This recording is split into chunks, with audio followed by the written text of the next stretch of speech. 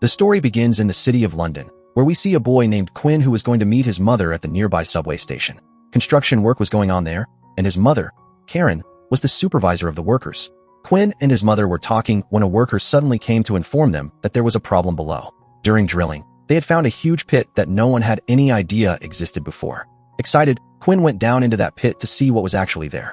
As he reached that mysterious cave, suddenly flames started erupting from the floor. Seeing this, Quinn was shocked, but then suddenly the walls of the cave began to shake. Quinn realized that there was actually a very giant creature. The next moment, that creature suddenly spat on Quinn's face, after which Quinn quickly ran out of that cave to tell his mother about the creature. Karen became very scared as soon as she saw Quinn's face and immediately took him to get his mouth washed. In her worry for Quinn, she didn't pay any attention to what he was trying to explain. All the workers also understood that there was something very strange in that cave. Suddenly, the entire structure of the subway station began to shake, and that giant creature spewed terrifying fire into the tunnel from its mouth. Karen quickly wanted to take Quinn out of there, while Quinn was still trying to explain that he had seen a strange, giant creature in the cave. Soon, they all saw proof of it with their own eyes in the form of a huge dragon that started shaking the elevator structure violently. This caused a deep injury to Karen's head, and she died on the spot. This was just one of the many dragons that came out of that mysterious cave, and soon they took over the entire planet. About 18 years later, humanity was on the brink of extinction, and the dragons too were dying of hunger due to lack of food. Now we see a young Quinn at the border of Scotland in a ruined castle with some people. These people considered Quinn their leader and respected him greatly, but surviving in this dragon-infested world was extremely difficult, and the shortage of food was forcing people to rebel. At that time, a man living in the castle gathered some people to harvest their grown crops because there was a severe food shortage. As soon as Quinn found out about this, he stopped him and said that the crops were not fully ready yet, and they needed to wait a bit longer. Otherwise, there would be even less food in the future. That man, named Eddie, argued that if they didn't eat today, there wouldn't be any future left. He also said that the other survivor groups they were communicating with had gone silent 2 days ago. Perhaps the dragons had killed them. Quinn stood firm on his decision and did not give them permission to leave. He also confiscated all the vehicle keys. Anger was rising on both sides when Quinn's best friend, Creedy, arrived. At that moment, Eddie was saying, "Is this castle a prison or what?" To this, Creedy said that anyone who wanted to leave was free to go, even if this decision put everyone else in trouble. But he also reminded them that whoever left could never come back. This managed to control the situation for the moment, and Eddie didn't leave. After this, we see Quinn and Creedy performing a play for the children of the castle to entertain them a bit. Before sleeping, Quinn made all the children do a prayer, not to any god, but a series of questions and answers about what to do and what not to do when they saw a dragon. That night, Eddie stole the car keys and woke up his friend Michael, telling his wife not to tell anyone. Soon, some more people joined them, and they quietly drove out of the gate in the stolen vehicles. A few moments later, Quinn woke up to the sound of the wind and saw a small child named Liam sitting scared in the hall. The child asked Quinn if that sound was from a dragon, and Quinn calmed him down by saying it was just the wind. Quinn kept Liam in his room until his fear disappeared. Meanwhile, Barney woke up startled by the noise of birds. Out there, Eddie and his friends had already started picking and eating tomatoes. Suddenly, Barney saw something strange in the sky and sounded the alarm to wake everyone up and make them alert. Startled by the alarm, Michael's wife decided to tell Quinn the whole truth. In the fields, seeing the dragon spewing fire and killing people, Eddie became very scared and tried to save his family. Soon, his wife Rachel met him, but unfortunately, their son didn't survive this chaos. Eddie saw that Michael's face had been burned. In the attempt to escape from there, their companion Matt also died. They were all terrified as the dragon attacked again, spreading fire and panic everywhere. Eddie's family was surrounded by fire in the middle of the fields when, luckily, Quinn and Creedy changed their mind about not helping Eddie and came to rescue them.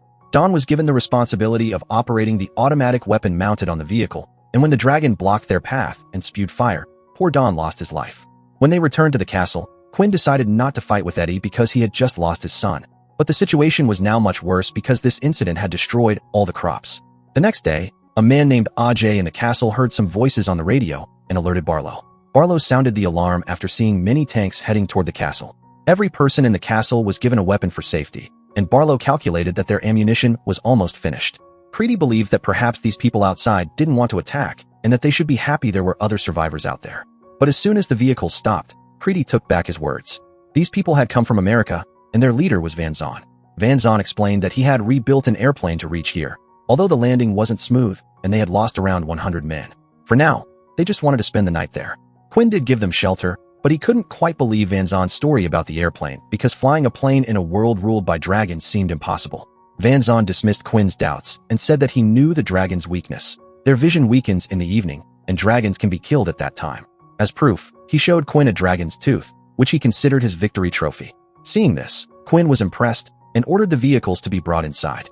Creedy became restless at Quinn's decision and laughed at Van Zon's dragon-killing story because the last time anyone had killed a dragon was 18 years ago, and that too by the army when the army still existed. But Creedy's laughter stopped when Van Zon's helicopter sliced through the air and arrived there. Van Zon introduced them to a female pilot named Alex. Alex called her team Archangels because they would jump out of helicopters without parachutes to distract the dragons. Creedy still found all this childish and even laughed at the idea of trapping a dragon in a net, but Alex did not like his attitude. Queen told Creedy that they needed to be alert because they couldn't fully trust these newcomers yet. That night, Alex and Queen were talking to each other in the kitchen. During their conversation, Alex asked Queen about the boy who was always with him. "Is he your son?" Queen told her that the boy's name was Jared and that he had been with Queen since he was 3 years old. Queen and Creedy were leaving a shelter when they found Jared trying to wake his dead mother for days. Queen couldn't leave him alone and took him in. Alex told Queen that he was very kind because if it had been any other man in his place, he wouldn't have bothered with someone else's child. Queen took the opportunity to ask Alex why the American soldiers had crossed the entire ocean to come to the UK. Alex didn't fall for his bait and replied that this question was better directed at Commander Van Zon himself. At that moment, the bar again declared an emergency and the alarm started blaring. Vin felt embarrassed because his security system looked so weak in front of the American soldiers' discipline and capability. With the alarm blaring, helicopters took flight, trucks rolled out onto the roads, and 3 men on motorcycles advanced, forming a triangular formation around the target. Today was Alvarez's turn to become an Archangel, meaning he would jump from the helicopter without a parachute to distract the dragon. The dragon suddenly came up behind the helicopter. Vaughn was worried because the third point of the triangle hadn't been set yet. Queen, watching through his binoculars, saw the dragon flying over the castle and the motorcyclists climbing the hill. Listening to the conversation between Van Zon and the soldiers on the radio, Ajay realized that the third motorcyclist had already lost his life. As soon as he found this out, Queen rushed off on his horse towards the third motorcyclist to help complete the triangle. Without the third motorcyclist, it was impossible to locate the dragon, and without knowing its exact location, everyone in the helicopter would be in grave danger. Queen rode up the hill, found the fallen motorcycle, and updated the third signal's location. As soon as the triangle was complete and the dragon's location was revealed, Alex saw that the dragon was right behind the helicopter and immediately attacked it. Alvarez jumped out of the helicopter without saying a word, and his 2 companions followed. Alex was guiding them on the radio, and the dragon also went after Alvarez, who looked like a human missile. Gideon and Jefferson attacked the dragon with a net from right behind it, but the dragon soon freed itself from the net.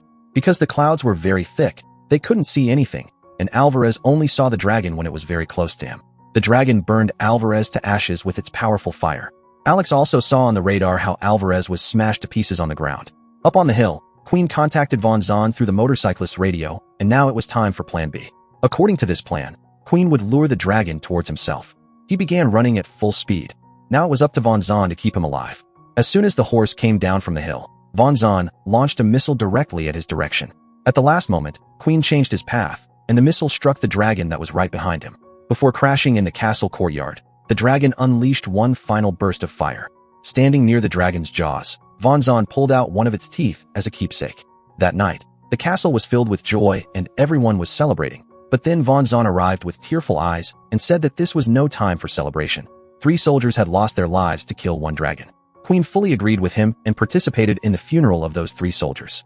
He told Van Zon, "This is my home. I have buried many of my companions here. If I have given you permission to stay here, then I at least have the right to know what you're here for." Finally, Van Zon decided to tell him the truth. He revealed that he had killed 200 dragons so far, but upon investigating, they found out that all of them were female dragons. From their research, they learned that there was only 1 male dragon who had fathered all the offspring of these females. If they could kill this 1 male dragon, the dragons would slowly go extinct on their own. After conducting scientific research on these dragons, they found out that this male dragon was in London. That's why Van Zon had crossed the entire ocean with his army to come here. Hearing about London, Queen refused to be part of this mission because anyone who went to London would be followed back by more dragons, putting everyone in the castle in danger. This disagreement led to an argument between the 2, and Van Zon left. Alone with Queen, Alex asked if there was any other reason why he wouldn't go to London. Queen told her that the dragon who had killed his mother was this same male dragon. It was much bigger than the other dragons. At that moment, Ajay came and informed them that Van Zon was gathering people in the castle and giving a speech, and a few people were already prepared to leave with him for London. Queen, in anger, ran to the hall and punched Von Zahn. In an instant, a full-blown fistfight broke out between the two of them. Von Zahn, filled with rage, began beating Queen brutally until the other American soldiers stepped in to stop him. Alex felt sorry for Queen and gave him a bottle of medicine to apply on his wounds. Von Zahn, meanwhile, continued preparing to take more people with him. Even Jared, quietly, was ready to sneak away with the Americans. The Queen saw him and tried to stop him, saying that he would make Jared the head of the castle, just like he always wanted. But Jared said that now he wanted to become an archangel. Bonzen took his army along with several people from the castle and went out to fight the male dragon. Meanwhile, the Queen went to the fields to gather the remaining crops, and a little while later, Jared arrived there too. He had decided not to go with the Americans. In those fields, there was a terrible stench from the dead dragons. The Queen said that this same stench keeps the dragons away. At night, the Queen went to the dead dragon to check if it was male or female. When he saw that it was indeed a female dragon, he began to believe Bonzen's words. When Bonzen's army reached London, they found debris scattered for thousands of kilometers. The entire city was filled with corpses, and everyone was terrified at the sight. Just then, they saw flames coming from the darkness. Bonzen gave the order that there was no time to measure or decide anything. They had to attack directly. Reluctantly, everyone prepared to attack. Soon evening turned into night, and now the dragons could see perfectly in the dark, while the people could barely see anything. Humans could only shoot blindly into the darkness. Within seconds, the massive male dragon arrived and burned the entire convoy to ashes. Alex was deeply worried, wondering why no one was responding on the radio, while Ajay had heard their calls and understood that something was seriously wrong. When Alex reached the accident site, she saw that only Bonzen and a few others had survived in very bad shape. Bonzen said that it was that same male dragon who had attacked them, and he was so big that he burned everyone to death in a single strike and didn't need to come back again. Bonzen remembered what the Queen had said and realized that now the castle was in danger. The Queen was still outside the castle when the male dragon arrived and began wreaking havoc everywhere. People ran in all directions, and by the time the Queen made it inside, the entire castle was in flames. He saw that the dragon was directly above the castle. The Queen waited for the dragon to leave and then frantically began calling out for his people. Jared arrived there and tried to put out the fire with a fire extinguisher. Soon, Preeti also joined them, and together they began taking the children down to the basement. Once in the basement, the Queen decided to go back to bring the rest of the people, but Preeti chose to go up instead. Just then, the dragon attacked again, and the two friends didn't even get a chance to say goodbye. Preeti sacrificed his life to save the others. The basement door shut tight, and now the Queen was filled with despair. He wanted to go back up to somehow save his friend, but deep down, he knew there was nothing he could do. And besides, he had to think of the children. A few hours later, Alex and Bonzen arrived and brought everyone out of the basement. Bonzen admitted that the Queen was right, and that because of him, people died there and here too. But that didn't mean Bonzen was ready to give up. Bonzen was startled to hear that now the Queen wanted to fight. The Queen had decided that it was finally time to have a showdown with this demon. How long would they keep living in fear like this? He made Jared the in charge of the castle and then shared his plan with Bonzen and Alex. The three of them flew by helicopter along the river and reached the center of London by evening. The city was completely destroyed and now ruled by the dragon. Alex believed that going further meant certain death, but the Queen said he was born and raised in London and knew the underground tunnels very well.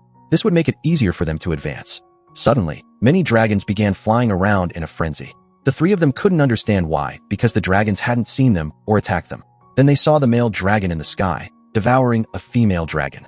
The male dragon was now so hungry that he had started feeding on his own kind. Seeing this, all the female dragons fled far away, giving the three of them a good chance to move forward.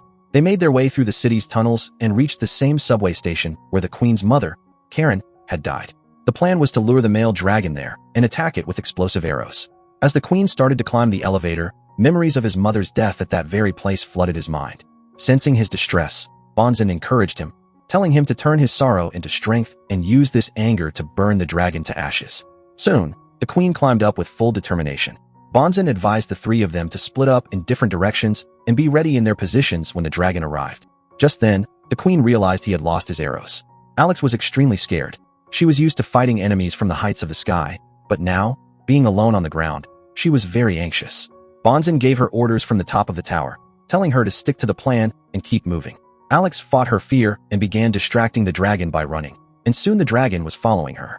As Bonzen fired his arrow, the dragon turned towards him at the last moment and neutralized the arrow with its fire. Seeing the dragon coming towards him, Bonzen didn't flinch and leapt at it like a warrior. But this time, the dragon swallowed him whole. After Bonzen's death, Alex and the Queen abandoned the plan to split up and came together. The dragon had been slightly injured, but soon forgot everything and went back to hunting them down. Just then, Alex spotted the lost arrow. The queen ran towards her, getting ready to take the shot. Time was running out, so Alex distracted the dragon by firing bullets at it. As soon as the queen loaded the arrow, he faced the dragon, finally getting the chance to avenge his mother's death. The moment the dragon opened its mouth, the queen fired the arrow, and it struck hard, causing the dragon to explode. In this way, the queen avenged his mother's death and saved humanity from complete annihilation. If you enjoyed this video, please like it and subscribe to the channel. See you in the next video.